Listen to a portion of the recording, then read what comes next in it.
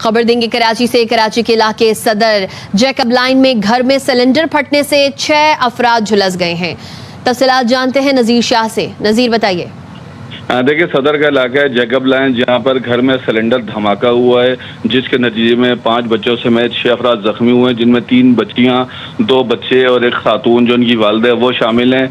और बताया जा रहा है कि खातून ने रात गैस खुली छोड़ दी थी और सुबह उठकर जैसे ही माचिस जलाई जोरदार धमाका हुआ, जिसके नतीजे में पूरे घर को मुकम्मल तौर पर नुकसान पहुंचा। धमाके से घर में मौजूद तमाम कपड़े जल गए, दरवाजा टूटकर टुकड़ों में तब्दील हो गया। जो चौथी मंजिल पर धमाका हुआ था, इसके असरात 5वीं और तीसरी मंजिल पर भी पाए गए।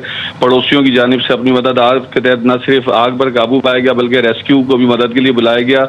इस वक्त क्राइम सीन यूनिट भी यहाँ पर मौजूद है, जो इब्तिदाई तहकीकात कर रही है, क्योंकि ऐसे किसी भी वाक़े के बाद उनको तलब किया जाता है ताकि देखा जा सके कि वाक़या कैसे पेश आया, और मजीद इस वक्त कानूनी कार्रवाई की जा रही है। जी, नजीर शाह अपडेट कर रहे थे, शुक्रिया।